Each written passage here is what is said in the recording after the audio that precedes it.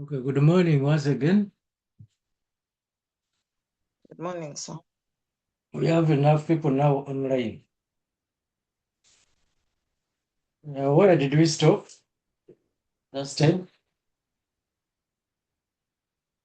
Which slide did we end with? Can anyone remind me? I hope I gave you these slides. Yeah? I don't remember where we stopped. Can anyone remind me where we stopped?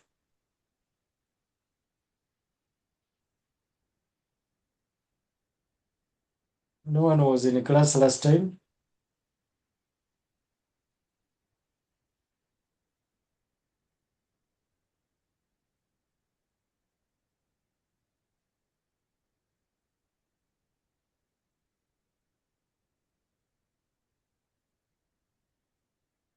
People, no one remembers where we stopped. It was around the if then Hmm? It was around what? rules of presentation. You don't have the slides with you. I have them. So which slide number did we end on?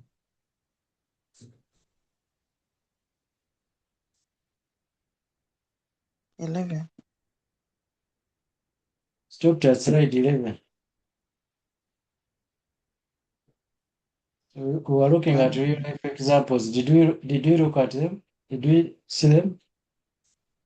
No. So which means we stopped at slide 10 Yeah.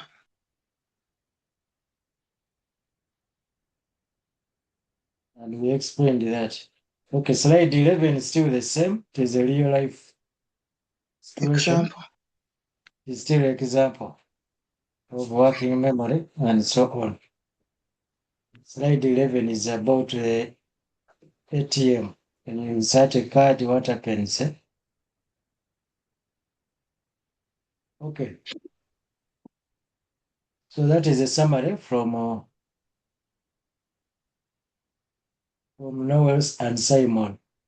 So they believe that human thinking works like a system of rules applied step by step. And we said our goal is merely to design machines that can reason or understand like human beings. And according to this gentleman, human thinking works like a system of rules applied step by step. So as you design an AI system, yes, we are going to see this later on in the if statements and the end state, the and state and the consequent. Okay. So you see that it is a set of rules. Like when you go to court, also the judge uses a set of rules to determine whether you are guilty or you are innocent. It is rules.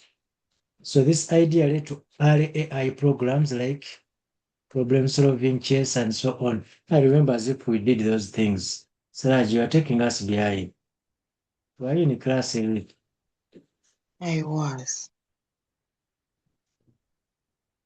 Human mental process. I said we stopped on the if then statements. But you told me slide 11, that's where we stopped. These things are small. Yeah, what? The numbers are small. I have to first zoom. We didn't use Zoom. Okay, Sorry. human mental process, just a revision, as we just to revise a bit. So the human mental process is internal and it is too complex to be represented as an algorithm. So AI, we are representing algorithms, but when you see the way God created human beings, okay, our systems are too complex to be represented just as a simple algorithm. Even the smallest person you think who does not understand at all, at least his understanding is more complex than just an algorithm. So, however, most experts are capable of expressing parts of their knowledge in the form of rules for problem solving. So, this is what we do, the AI systems. In AI, we try to express part of our knowledge. By designing a robot which can move and go to the supermarket and buy things and brings it home, you are imagining how a human being would think. And you are expressing that in an algorithm which you put into a machine, and then eventually, following a set of rules, the machine is able to perform as if it is a human being. So you said these machines use rules in the forms of if and then. So as you see there, traffic light and so on, if it is on red, if it is on green, if it is amber, the problem for us here in Uganda, we do our own things. This morning as I was coming to office, it was on red, and the taxi driver came, started hooting for us who were standing because it is on red. And for him, because he thought we are stupid, for him, he went ahead. To go ahead, he hit a border guy. You see? If you don't follow the rules, the precautions are that. So if it is red, it means stop. If it is on green, it means go. But Ugandans, for them, they have different interpretations of these rules and colors. So I think we are supposed to begin there. Rules as a knowledge representation technique. So in case something is not clear, you feel free to unmute and you ask. Because I know some of these terms are a bit complex and difficult. However, the exam will not spare you. So if you think something is not clear, feel free to unmute and ask. Because the rest of the things here have technical language, which is a bit tougher. So what is a rule? What is a rule? So a rule tells you what you are allowed or not allowed to do. A rule, something which is telling you what you are allowed to do and what you are not allowed to do. Like from the day one creation, God himself put rules. And he says, don't eat from this garden. I have given you all in this world to enjoy, but apart from this garden of Eden, don't eat. Okay? And what happens? Adam and Eve, they break the rule. And after breaking the rule, the precautions are what followed. I have just told you the taxi guy. He has broken the rule of the lights. And the result was an accident. So a rule tells you what you are allowed to do and what you are not allowed to do. If you reverse the rule, then the precautions will not be good.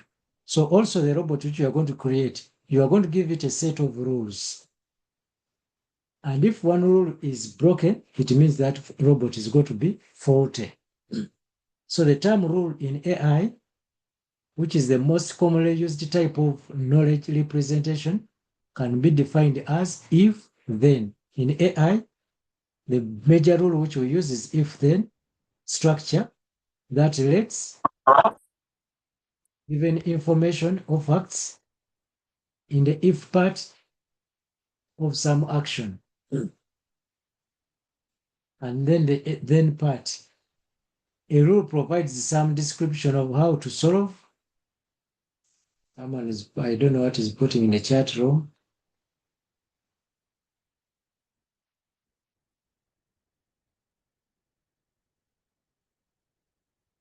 People don't distract us. You put in the chat room something which is helping us, otherwise you distract the class yet. So a rule provides some description of how to solve a problem. So rules are relatively easy to create and understand. Yes, we said they are relatively easy to create. Mark the word relative. This word here, they are relatively easy. So this word relative, that word relative there, relative means it is going to depend on the programmer. If the programmer wants to complicate it, it will become a complicated rule. But if he wants to soften it, it will become a soft rule. So like the rules we follow in the world depends on who made that rule. If the law maker was a tough guy, it means he's going to make a very tough law. But if he's a soft person, he's going to make a soft law. So relative means it depends on who's making the rule. As we have said, these rules are created. But as you create the rule, you keep in mind the people who are going to use the rule. So any rule consists of two parts, the if part, and that is referred to as the antecedent. And the antecedent is the premise or condition. So you remember the premise, the reasoning. Remember, we had deductive, inductive. Which reasoning was using premises? Of deductive and inductive, which one uses premises? Does anyone remember? Reasoning techniques. We talked of deductive and inductive, and so one of them is using premises. Which one of them is using premises? Inductive. Inductive. And how does it work? Can you give us an example of how it works? Can anyone else give us an example?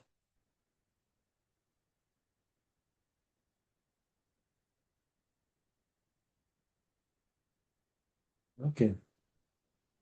So and the then part called the consequent. So mark these two words. The the antecedent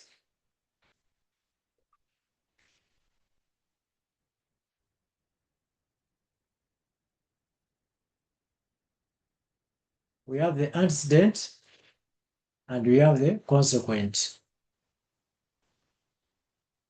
These are very, very important words in AI. Antecedent and consequent.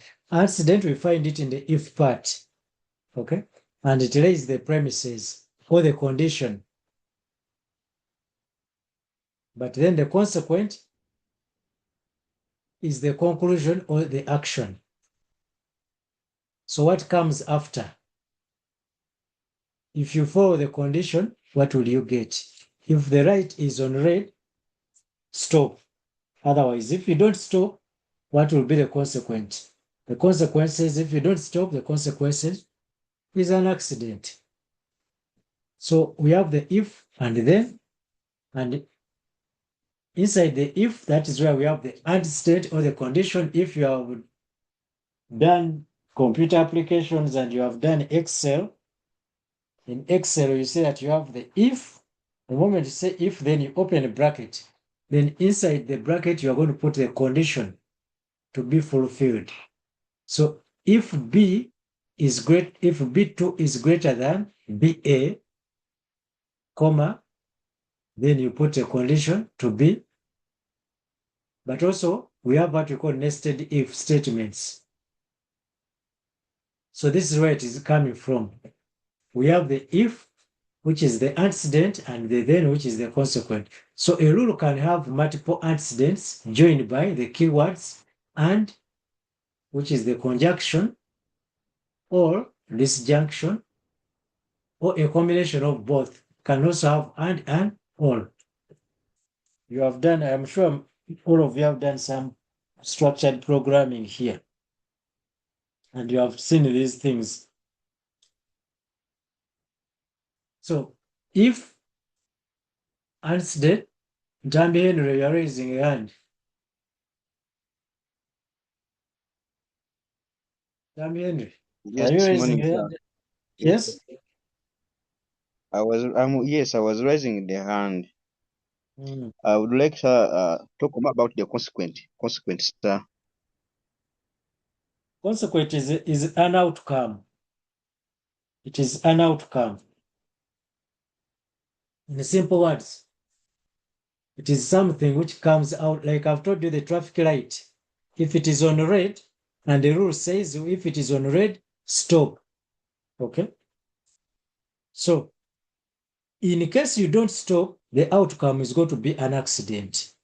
But when you stop, the outcome will be an accident because the other people are going to go. So, outcome of following the rule, that is a consequence. If this rule is followed, then this is going to, but if it's not followed, so when you say accident or consequent, that is an outcome of either following or not following the rule. I don't know if it is making more sense to you. Is it clear now? Yes, sir. I've got it, sir. Yeah. So now the if, which is the accident,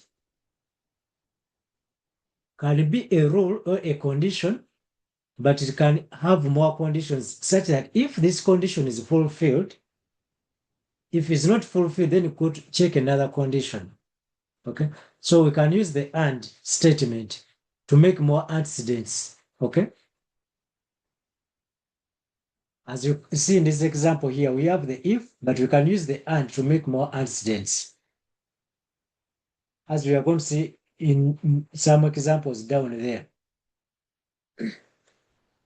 So parts of the accident. So the accident of a rule incorporates two parts. So this one incorporates two parts. We are looking at the accident now. That is the first part. The if. Okay. The if which holds the real rule. So it has two parts. An object, and when we refer to an object, we are looking at a linguistic object. Now, what is a linguistic object? Does anyone know what a linguistic object is? Yes? Can someone help us understand a linguistic object?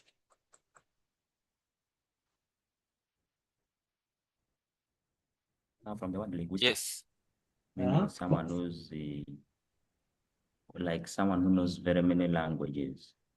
In But that one you are looking at a linguistic person, but we are looking at a linguistic object. The term linguistic object. Yes. Can I try? Yes, please. Yeah, this is a natural language processing object in a formal representation of a unit language that AI systems can analyze, store, or manipulate. Are you reading it from Google? No? Hmm. Yeah, it uses like sounds, words, phrases, or sentences. Hmm. Yeah, it's a form of a natural language processing object that artificial intelligent systems Okay, analyze so and store or manipulate. okay, it looks like you are reading from somewhere. But when we talk of linguistic, it comes from language. Okay, it comes from language. Now, when we say linguistic object, it means this object is not a physical object. Like you can say, this is a tree, this is a car, this is a man, this is a woman. These are physical objects. But linguistic object, we look at a word. It is a word. It can be a sound. It can be a phrase. Okay, but this word is meant to be studied. Okay, it is meant to be studied. Like you can study a tree, but a tree is a physical object. You can study, say, a man. Like I've heard people going to here. There's a course. Is it at Makerere? Bachelor of Women Studies. Bachelor of Women Studies. Someone goes for 3 years studying women. But when we talk of a linguistic object, we look at a word. It's just a simple word. And then you study that word as your object. Okay? I don't know, like a word AI. AI is a word. Artificial intelligence is a word. It's not a physical object which you are going to find there. No.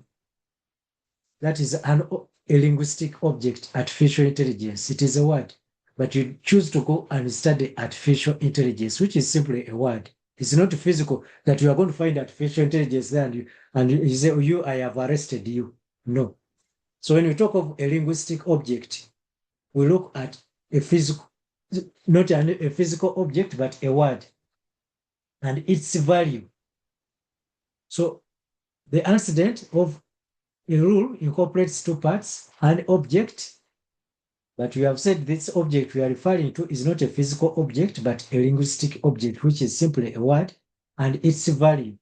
So the object and its value are linked by an operator. So the operator identifies the object and assigns the value. Operators such as is, are, is not, are used to assign symbolic values to a linguistic object.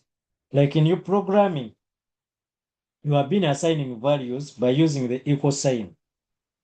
Okay, you remember structured programming, linear programming, and so on. So you have been choosing a variable and then you assign it to a value. Like you can say x is equal to, is assigned to 4. Okay. So expert systems can also use mathematical operators to define an object as numerical and assign it to the numerical value. These are things which you have already done in programming.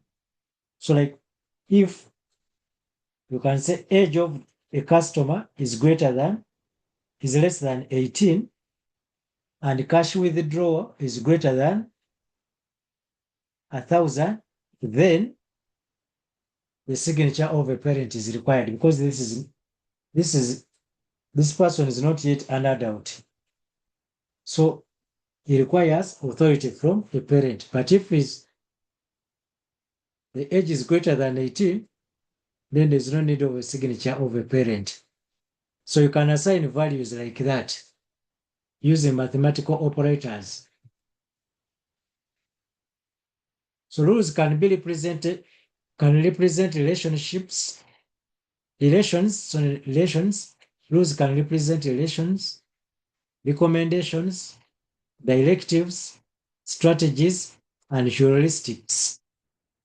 So we are going to look at one by one how it does it. How rules can represent relations, recommendations, directives, strategies, and heuristics. We begin with the relation. Now, this is a simple example. Most of you are driving cars, okay? So if the fuel tank is empty, then the car is going to stop. The car will stop. Some of you have jerry cans in your cars. Some of you have these jerry cans in your cars because at any time you know the car will stop and there is no fuel. Okay? So if the fuel tank is empty, then the car will stop. Okay?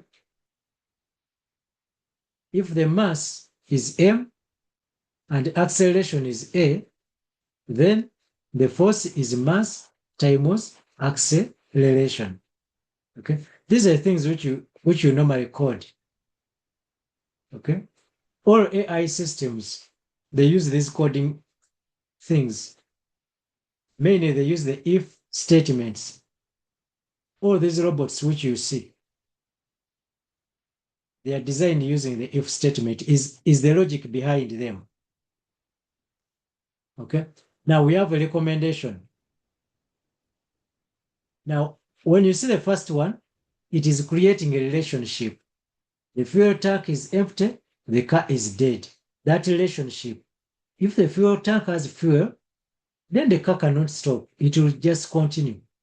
But we shall see somewhere else that maybe there's another fault. If the fuel is there, but still the car stops, is the battery on? If the battery is on, it's okay, but still the car fails. Is the fuse? So these are things which these mechanics use. So they look at one by one rule. If one condition is okay, then check another condition. If another condition is until when you find a problem of the car, then you sort it out and it goes. So The first one shows us that there's a relationship between elements. There's a relationship. There's a relationship between mass and acceleration. If you are to get a force, there's a relationship between the two. Okay? But when you look at the second one, the recommendation, it bases on something to give you to recommend you to do something. For example, if the season is autumn and the sky is cloudy, the forecast is drizzling, so the advice, the recommendation I can give you is to take an umbrella. And this is why you hear sometimes on the weather forecast, they tell you that for today, if you have a jacket, carry your jacket with you. If you have an umbrella, carry your umbrella with you. We expect rain at such and such a time. Okay? So they are using this mechanism of recommendation in AI, expert systems. So it is looking at a number of factors. It is saying the season is autumn and the sky is cloudy and the forecast is drizzle. So the best recommendation I can say, take your umbrella with you or take your jacket with you. So now this is a recommendation kind of system.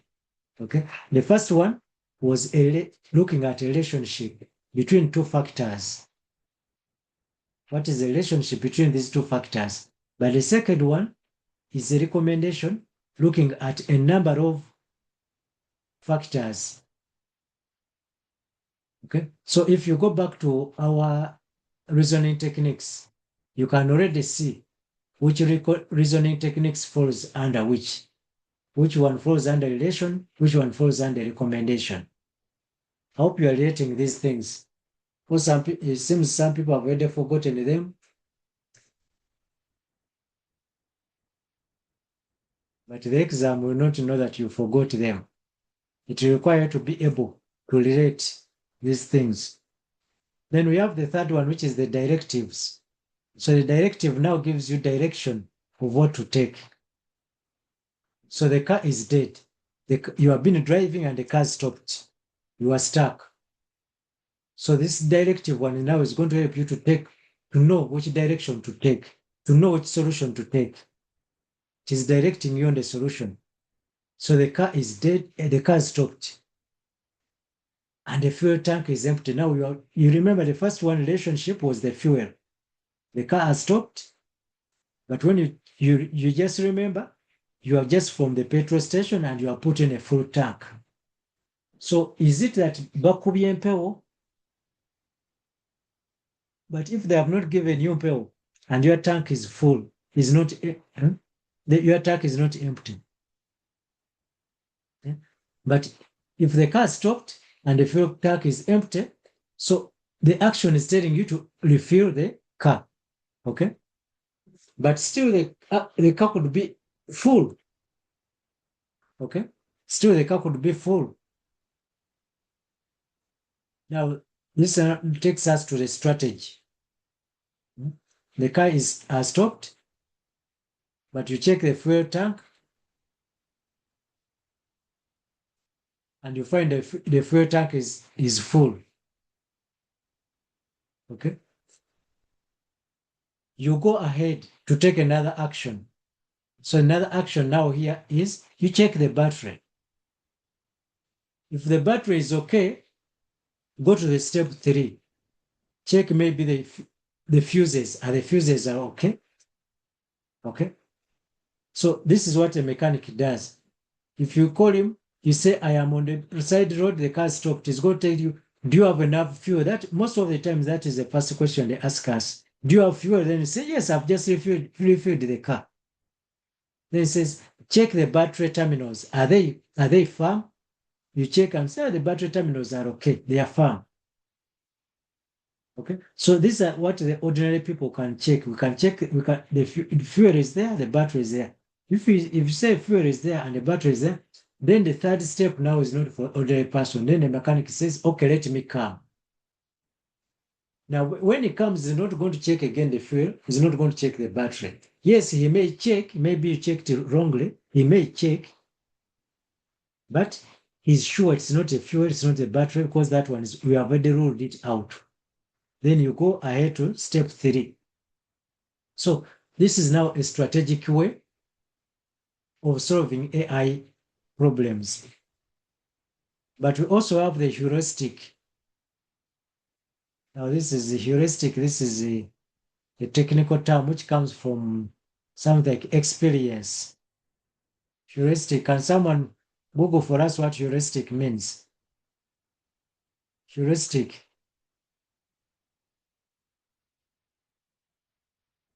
Anyone who can find for us the meaning of heuristic?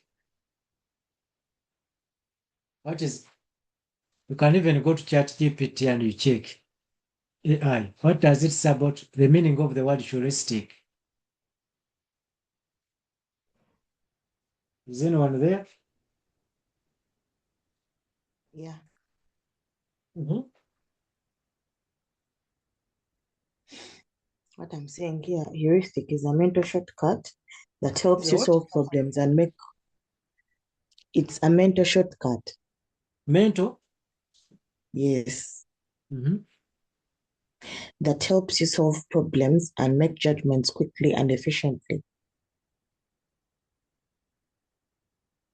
Mhm. Anyone else? For you, I say it is a mental shortcut. Actually, when you say mental shortcut, it means you don't want to reason a lot. I was going to say women, and I forgot that it is a woman who has read it.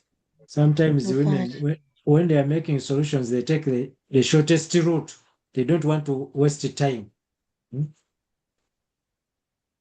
There is another statement here that they use that the statement says rule of thumb. So Uh-huh. I didn't want to say things I don't understand. Why it is That's why. rule of thumb? Because the thumb is short. When you look at your fingers, okay? When you look at your fingers, the thumb finger is short compared to other fingers. That's why you call it a rule of thumb, because it takes the shortest cuts, shortest routes. That is where the term rule of thumb comes from. Anyone who has gotten something different?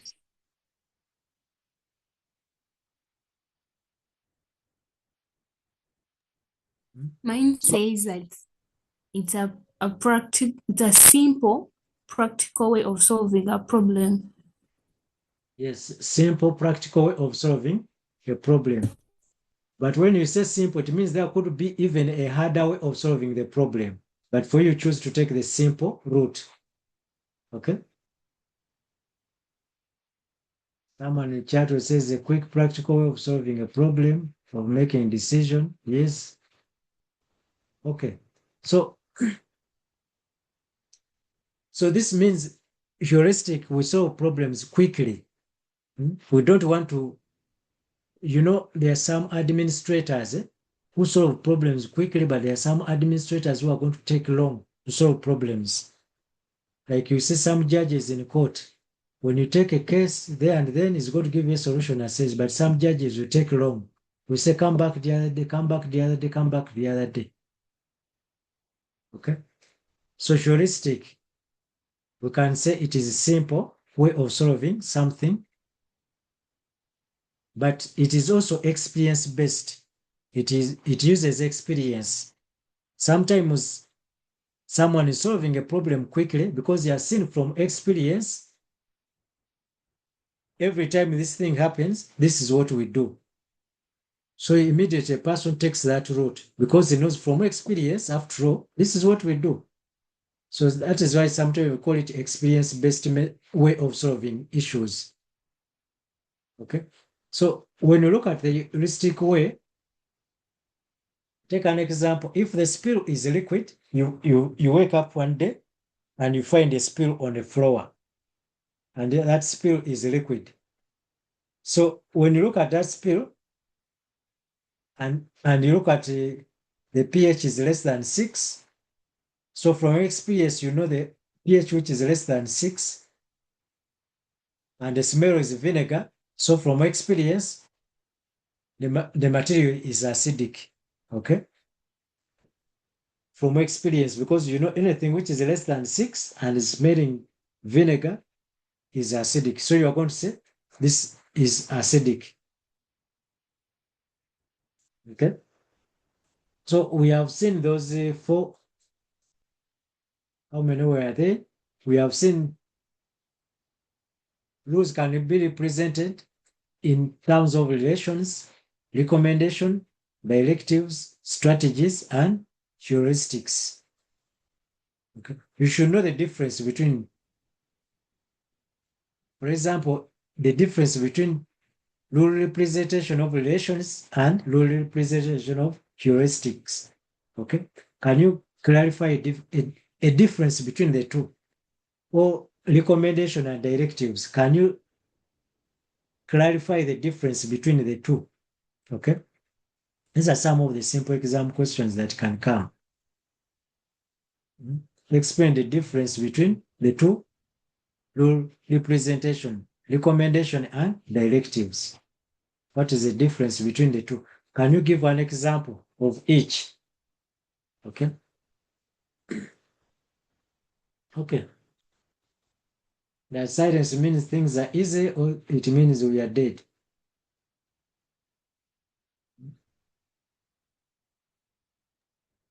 Things are easy, or we are dead.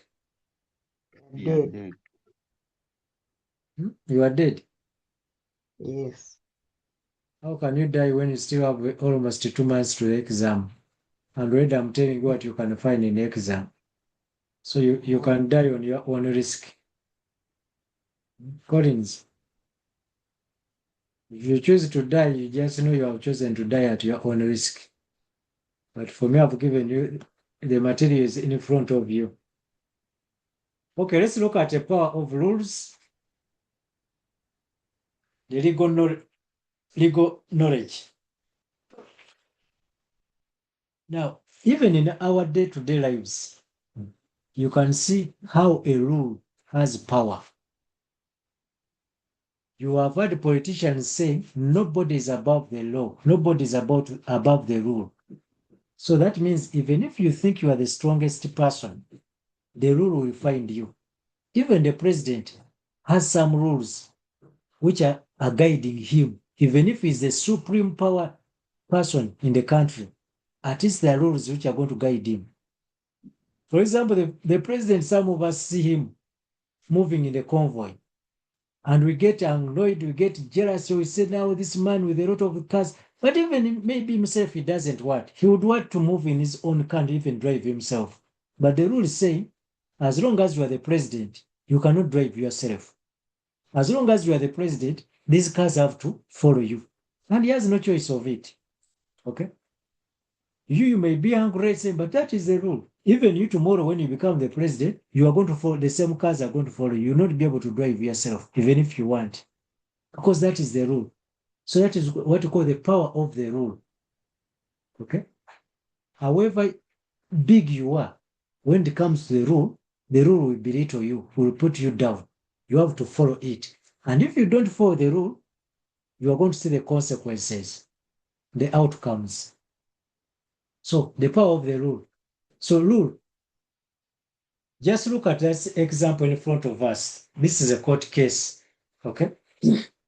If the plaintiff did receive an eye injury, okay, now you are in court and someone has come, he has a case. So you look at this person. Did he receive an eye injury? And there was just one eye that was injured. Yes, he received an eye injury, but there was only one eye which was injured. Okay?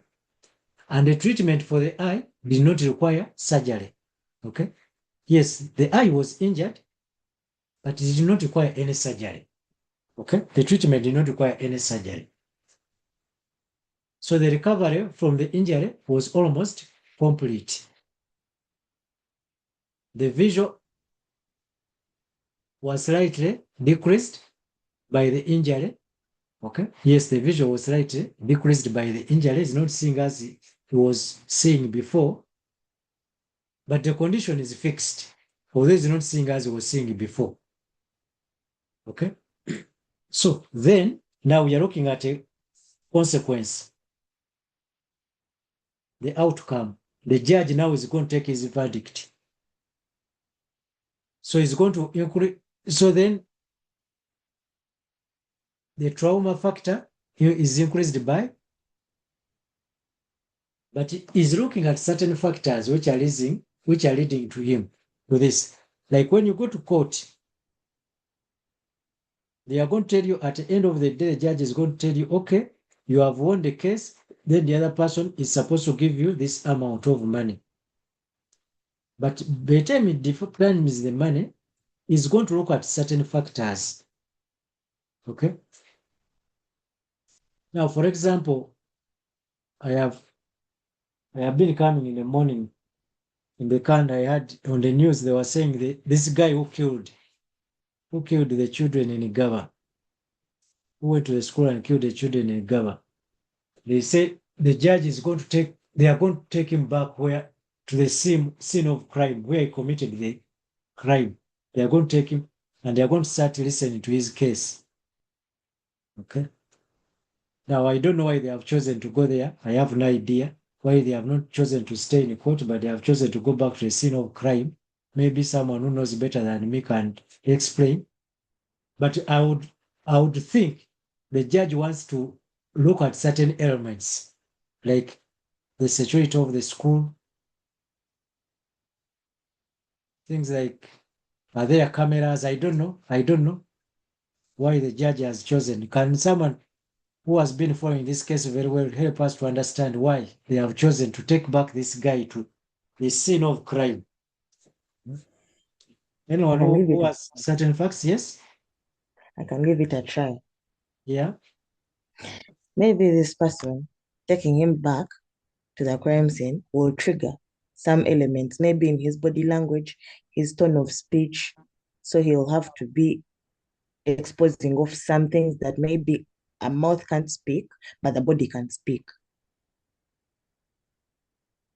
Maybe that's her thinking. Anyone else who has a different thinking? But he had already said that the verdict of what led him to do so was about the head teacher of that place. So they wanted to go back to the scene, making the head teacher to go back in the office, like to create the scene how it was, so that to know what really triggered that man to do what he did. But because he was arguing that the problem wasn't him with the children, the problem was him with the head teacher. And they asked him, being a problem of you having a grudge with the head teacher, that does it make you to do what you did? Then he was like, he can't speak. So they intended to bring back the crime scene, so that to see what brought him to do what he did, because he was claiming that he didn't have a problem with those kids, but he had a problem with the teacher. So they want to recreate the crime scene, so that to see does he have anything mentally disturbing that guy, or having anything besides him having a grudge with the head teacher. That was the case. You see how difficult it is to be a judge. Now, you look at the second scenario there, the rule. If the plaintiff did not wear glasses before injury, now someone is claiming his eye was beaten, okay? But maybe some of us will go to workplaces, like I have found people on buildings who are building. The rules are there. If you're on site, wear protective glasses, a helmet, these gloves, and so on. Now, if a brick comes and hits your head and you go to court is going to look into these things. Did this person wear the protective helmet? If he did not wear it, but was it provided by the company and just refused? Remember COVID time? Some of us were told to put on masks and we refused. They even gave us free masks, but still you refused. You know, the judge looks at all of these things. Now, when you look at this person going back to Gaba, I think there's a lot of things like our friends have explained to us. There are a lot of factors which are going to make more sense when they are at the scene there than when they are in court. So when you look at this second scenario, the plaintiff did not wear glasses before the injury. The plaintiff's injury does require the plaintiff to wear glasses. Okay. So now this one increases the factor. So you see, there are a lot of things like the other one has told us this person had grudges with the head teacher. How are you going to verify that? Now, if you are grudges with the head teacher, now why did you slaughter the kids? You see, oh, these are, but the kids are not the head teacher. Neither the kids are kids of the head teacher. And even if these kids belong to the head teacher, what are they? You see, yesterday I was seeing on social media, there is a video which I was seeing, and they were asking a girl, why are you late at school? And the girl said, I'm late because dad locked us outside with mom. And said, why? But the girl said, dad was drunk and locked us outside, and we slept outside. And in the morning, we had to wait for him until when he opened. And after opening, that's when I had to go in to get to wash to get a uniform. Then I come to school. But mommy ran away. Okay. Now the question here is, why should a child suffer because of the problems of the parents? What has a child got? Why, if you want to lock the woman outside, why don't you say you girl come in, you the woman? So a lot of things that can happen. Okay. So when you look at this rule, the if people follow the if then, you will see that people will not commit crime. Okay. But many people, they don't follow these things. Like if someone brings you Rugambo, you say you listen to the story, say then, then. The more you continue asking this person, then, then the more you ask it, then you say this person will start going back in what he said, even forgetting what he said. Then he's going to start changing the stories. Okay, then eventually you are going to find that this person is deceiving. But when you look at the heuristic which we have seen, someone brings you a story there and then you make a short decision and you go ahead. By the time you realize that this person was deceiving, you have already made a mistake. Okay, so that is why we continuously continue saying then and and and before we make a conclusion. So when you see that first example there, it is using a lot of and. Now, when these people come to you, usually when you are an administrator, don't be the heuristic person who takes a thumb decision, okay? Who takes a shortcut to make a decision. Take your time, give it a process, okay? Now, those people in Gaba, when they saw this guy, what he did, definitely they wanted to stone him to death if the police had not saved him. But if they had stoned this guy to death, would they really find out what exactly caused the problem? Okay. That's why the police says when you see a thief, don't kill the thief. Because when you kill this thief, you have not you have not brought a solution in the community. Other thieves are going to come because you don't know whom is connected to and who sent him. So, but when you say and, you reach at the bottom truth of the solution. Hope you are seeing the power of the rule. Okay. So let us go to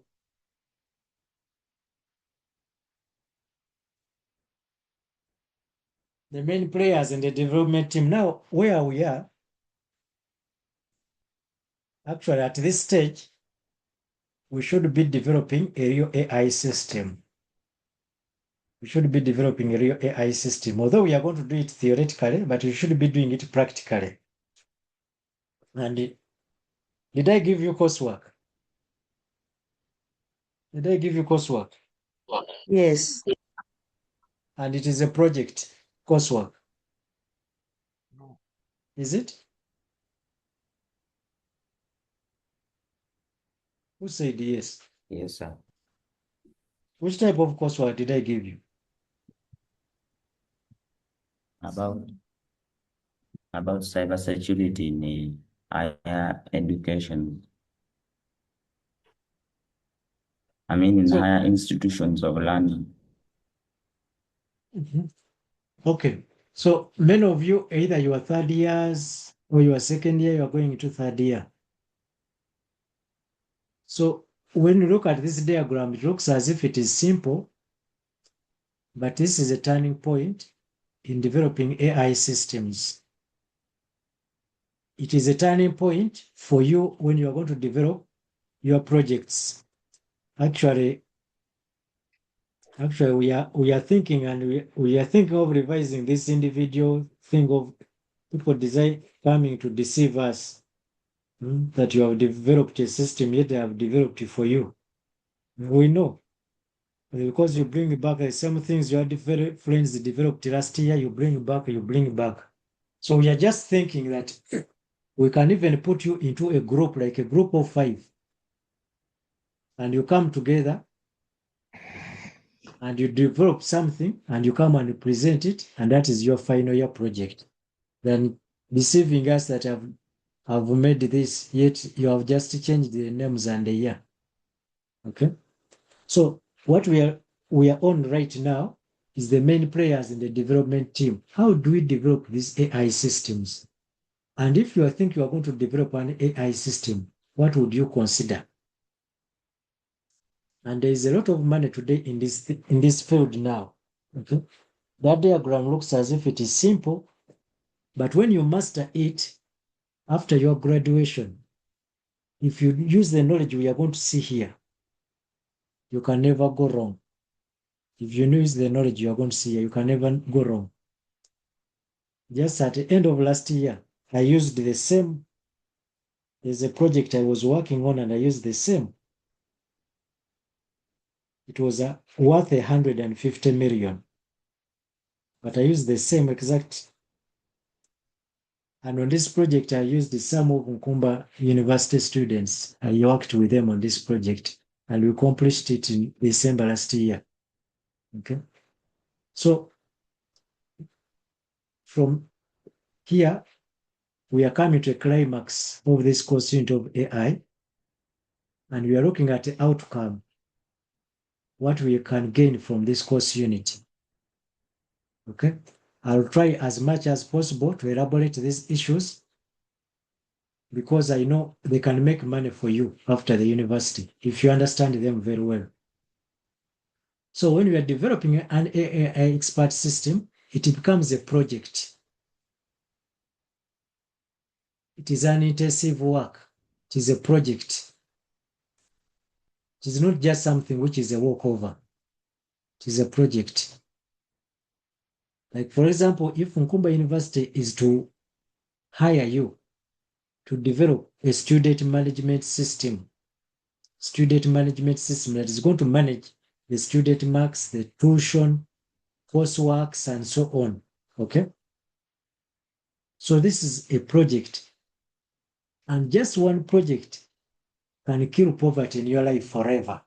If you successfully do it, one project can kill poverty in your life forever. I'm giving you these practical solutions so that you can understand them. Recently, again, there's a project I embarked on, and I just concluded it just shortly before Easter. And I have been with a big problem at my school. The school van was disturbing us. Even every time it's dying, this problem here and there. But from that project, I was able to secure 20 million, and I just went and I bought a new school van. And you see, I'm not telling you these things to show off, but I'm just telling you so that you know how good you can easily hit. Within 2-3 months, you finish a project and you get something out of it, and you're ready to go. Okay. People don't want to write projects. People don't know. When we tell you to do project work, end of year project work, some of you think we are just torturing you. And when you come to us, the supervisors, they tell you do this, change this, do this. You say, this man is tough. I wish they gave me so and so, because for him, you just take and signs. You just take and signs, but he's killing you. He's digging soil on you. You prefer someone who tell you do this, change this, do this, do this. But if you just take for those people who say that one is okay for him, you just take and signs and yes, but for remember is killing you because this is the real money. Project work is the real money. Writing a project and it goes through and we implement it. That is real money, which can come easily. And the moment you get one project which is successful, it is going to lead you to other projects. Because people are going to ask, who did for you the other project? Who did for you the other project? And people are going to recommend you. Okay. So this diagram here is the project I'm talking of. And the project has what we call a project manager.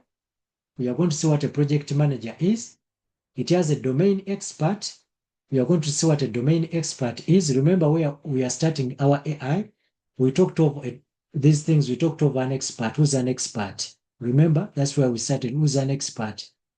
Who's a domain expert? We looked at that. Then it has a knowledge engineer. It has a programmer. Now, when you look in this blue area here, this blue one is where we are suggesting at the university, we are saying our students, instead of someone sitting alone and says, I'm doing a final year project, but the final year project is just going to duplicate something and change its names. Why don't we group them? And we get one who is a project manager, one who is a domain expert, one who is a knowledge engineer, and one who is a programmer. And then they come up with a project. Even those projects which I have told you which I'm working on, I'm not alone. These things are there. We have a project manager. We are going to see what he does. We have the domain experts. We have knowledge engineer, programmers. I'm going to tell you everything, how these people work in a project.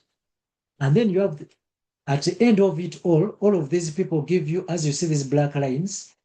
So all of these, the outcome, remember the outcome which we talked about. Okay. The consequent is an expert system at the end of the day. Okay.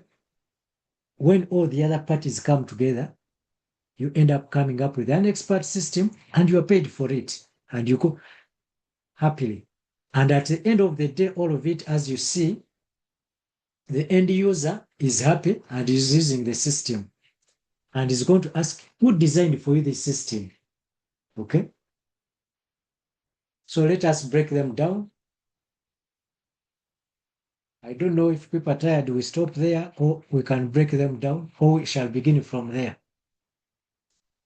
Because these are very important and crucial things.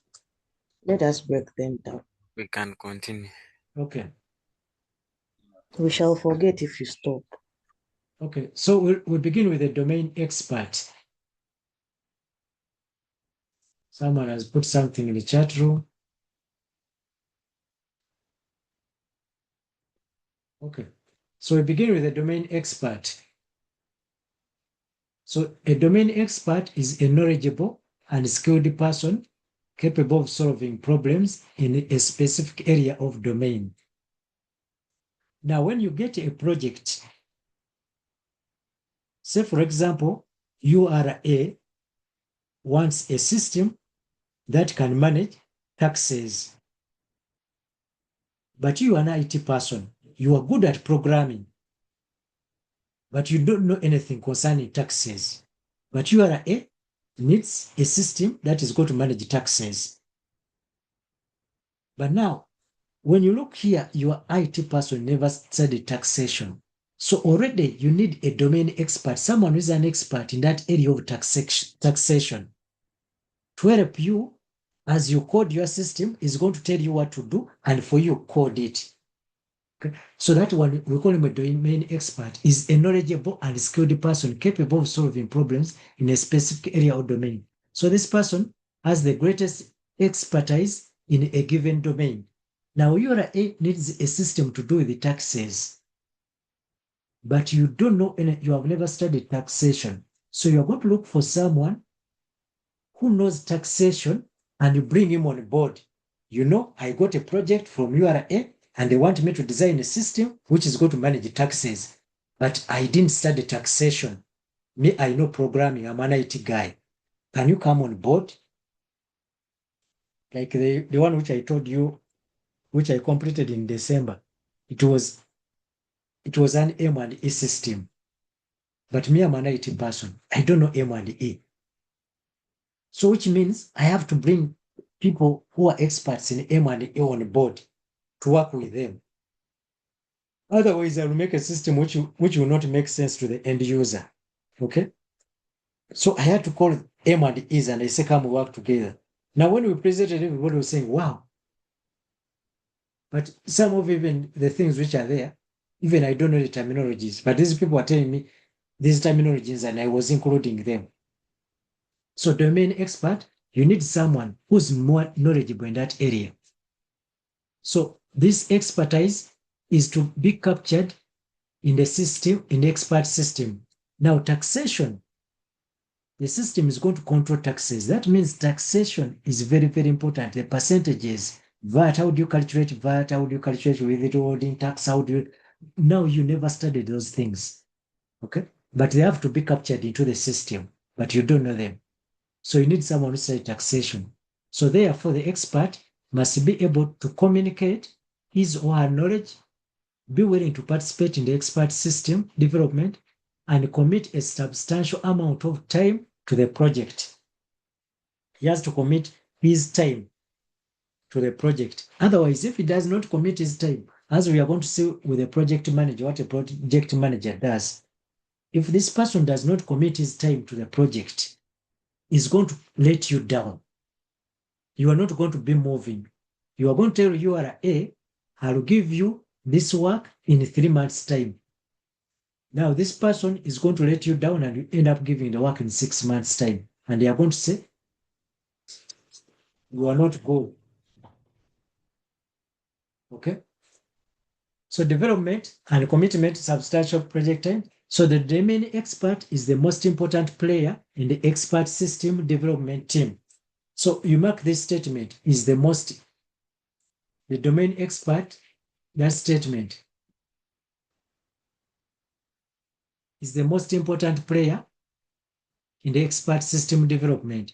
As we have seen, this person, he knows now you are developing a taxation system, but you have never studied taxation. So it means you are going to base on this man's information and you convert it into your codes. Okay? That's why we are calling him. Now, like I've told you, the system which I completed in December was M&E. I have never sat in any class of M&E, never. Okay? But there, yeah, I've got a project to design an M&E system. So which means I'm going to rely on the information from this person I've recruited, the M&E. Okay? You know, that saying which says a jack of all trades is good in none. Okay?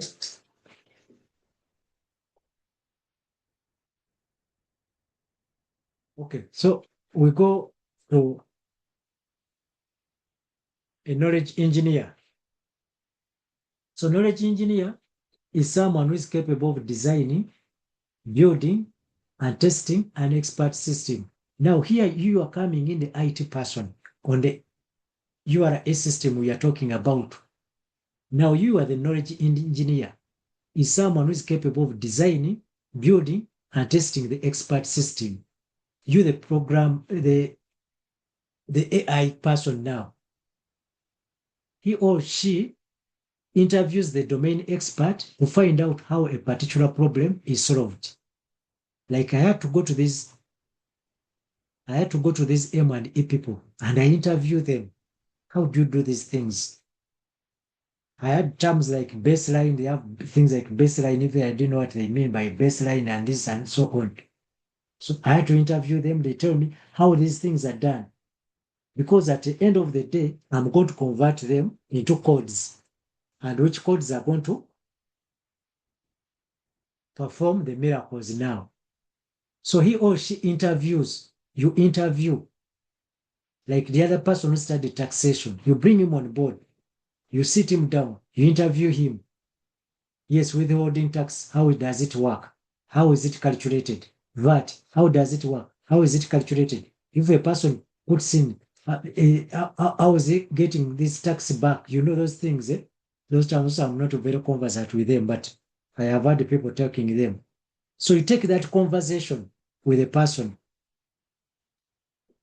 So the knowledge engineer establishes what reasoning methods the expert uses to handle the facts and rules and decides how to represent them in an expert system. Remember the reasoning techniques which we said.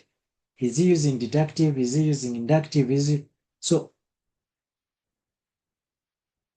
you, the AI person, now you are coming in. From the conversation, you are making notes. You are making notes such that you are able to design the system. So the knowledge engineer then chooses some development software or an expert system shell, or looks at programming languages for encoding the knowledge. Even at times, you will discover that this programming language, you are not an expert in it. So, for example, you may find that let me say C++, you may find that you're going to use C++, but you're not an expert in C++. Bring someone on board who's an expert in C++. Okay? You bring him on board. You may find that you're going to use Java. Remember, we said a jack of all trades is good in none. You may not be good in all these programming languages. You may find that this, according to assessment, this system requires use of Java, but you're not good in Java. So what you do, you look for someone who's good in Java and you bring him on board. Okay? So, and finally, the knowledge engineer is responsible for testing, revising, integrating the expert system into a workplace. So that is the work of a knowledge engineer. Then we have the programmer, is the person responsible for the actual programming, writing the codes. Sometimes you may find that you're the knowledge engineer, you may find that you're also the programmer. Okay? That's why we're not, remember the domain expert we said is the most important person here. Because you are studying IT, but you are going to design expert systems which are going to help people, not only IT people. For example, if you're designing an expert system which is going to help in the hospital, which is going to help the doctors, it means you need the doctors on the board. Because you are not a doctor, you are just an IT person. Yes, you're the IT person, you can be a knowledge expert and a programmer at the same time, but you can never be the domain expert. So the programmer is the person responsible for the actual programming, designing the domain knowledge in terms that a computer can understand. I have seen some of you, and I'm sure some of you have topics like someone was telling us a hospital is designing a hospital management system. But when we ask the student, yes, you are designing a hospital, I even gave us the case study of the hospital. Then we ask the student, where is that hospital found? The student even could not locate where the hospital is found. Okay, but is designing a system for the hospital, but even doesn't know where that hospital is found. Now, on where do you base to design the system for hospital?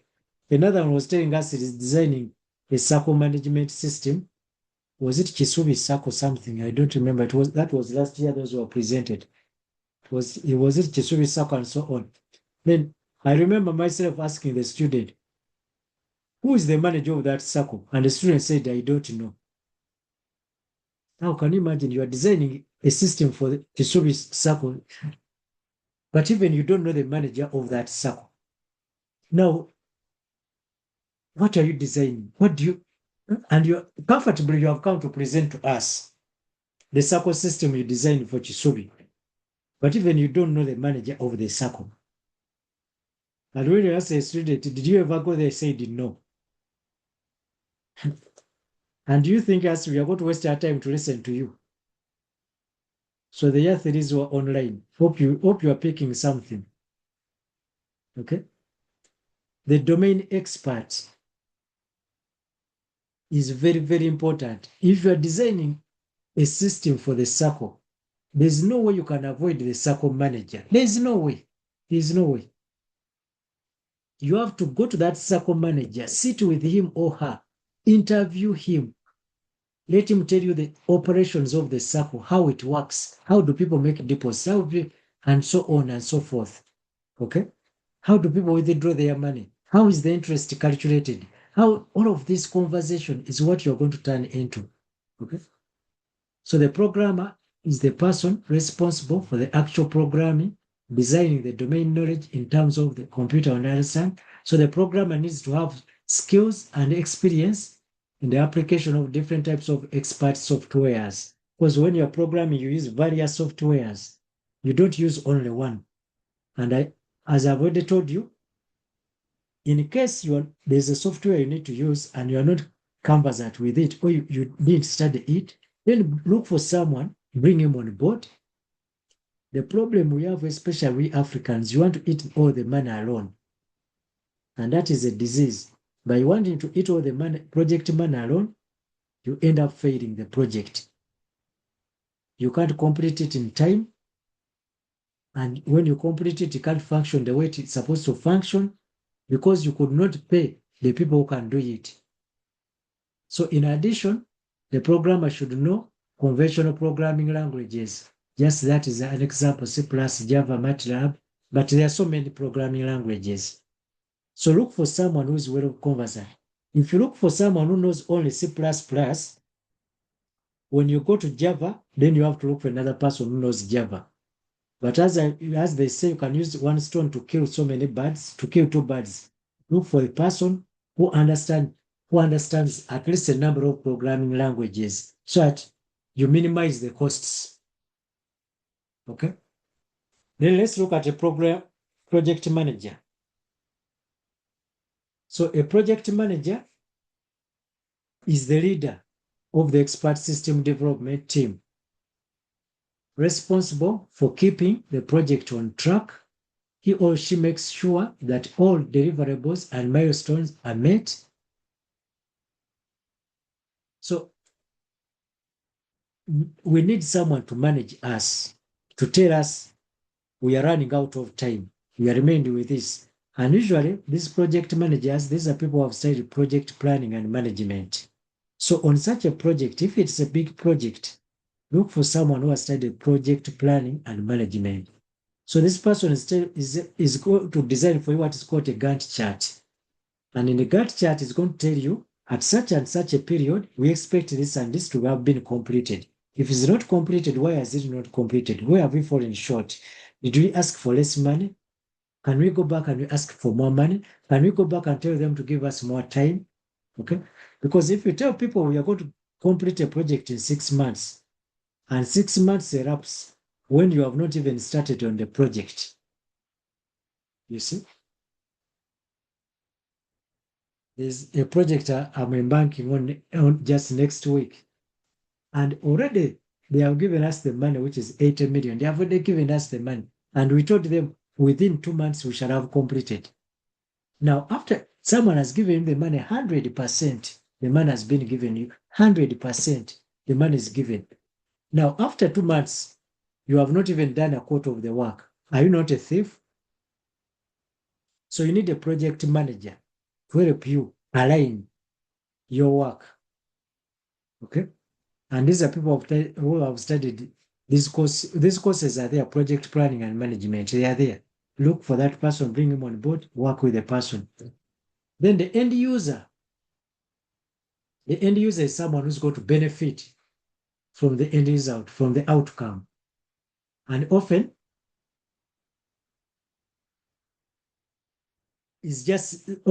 we just call this person the user, but the technical term is end user, but we just say is a user. So is a person who uses the expert system when it is developed. The user must not only be confident in the system, in the expert system performance, but also feel comfortable using it. These terms are very important. It's not just about confidence, okay? It's not just about confidence in the expert system, okay? But a person should be comfortable. comfortable using it. Let me tell you, you are going to develop a software, you are going to develop a system, say for the hospital. They have given you a lot of money. You develop a system, you take it, you give it to them. This is what I've developed. And people are going to use it 1 week and they are going to abandon it and they're going to say, ah, the man just stole our money. What did he do? Look at his system. And what brings this? What brings that is not putting a domain expert on your project. Remember, we said the domain expert is someone who is very, very important because the one you are going to interview is the one who's going to tell you the daily operations of the organization, how it works. Okay? You are once a taxation system. You have never studied taxation. It means you need someone who's an expert in taxation to come on board and explain to you. Otherwise, you are going to bring something which is far away from taxation. And they are going to say you ate the money. Yet you have been sweating to work on the system. Okay? So the users should be confident with their system. If they are not confident with it, they are going to abandon it. If they are not comfortable with it, they are going to abandon it. I can give you an example of our e-learning management system for Fumba University. How many of you are comfortable with it? How many of you are confident using it? Yes, be sincere here. Is anyone here online who says, for me, I'm comfortable with it and I'm confident using it?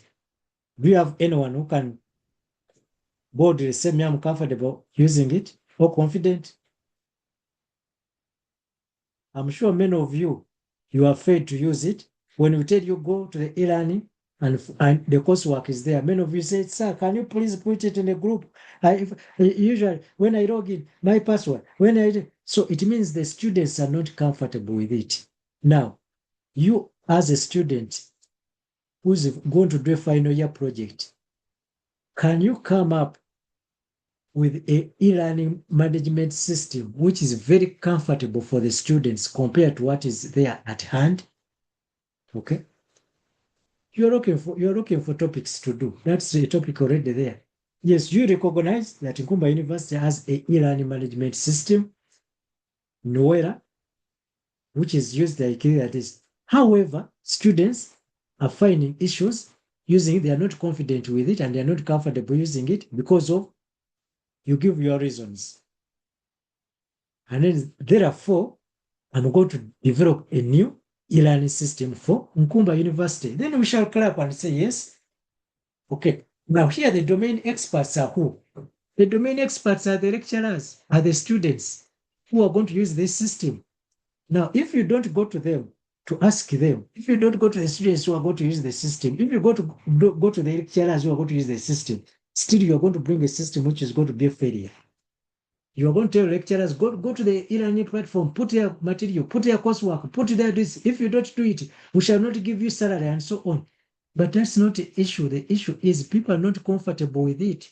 People are not confident with it because the developer never went to them to ask them. Does it make sense? Okay. So therefore, the design of the user interface of the expert system is also vital.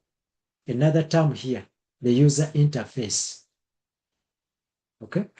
We are talking of the design of the user interface. Now, I'm sure some of you have used some systems. When you go to the dashboard, it is a mess. You can't even understand it. You can't understand it. It is really, it is a mess. So when you are designing, make sure the user interface is friendly to the end user.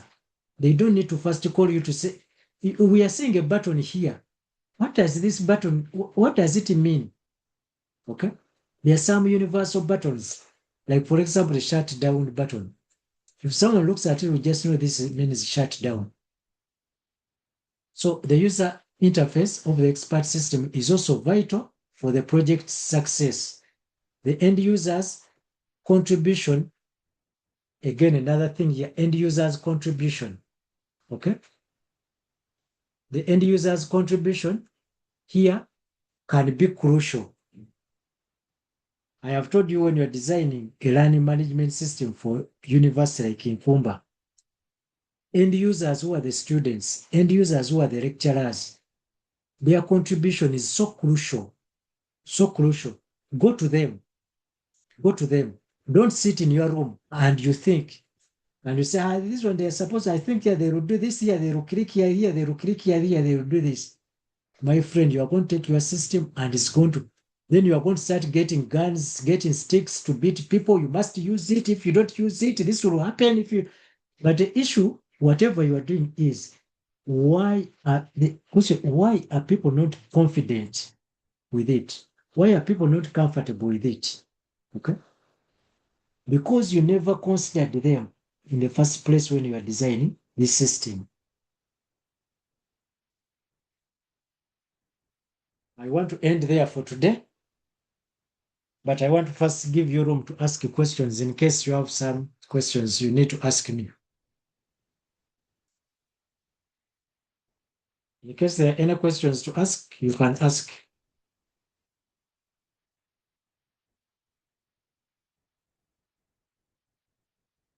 Can we say everything is just clear?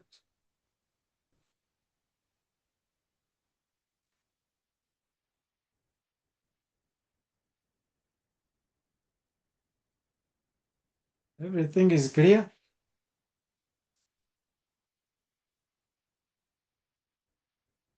So weekend students, we shall not have the lecture. We have used this one, but I have recorded it and I'm going to upload it on the YouTube channel. Those who may need to make a revision in case some of your friends have missed it, you can tell them tomorrow to check the YouTube channel. The lecture is going to be there.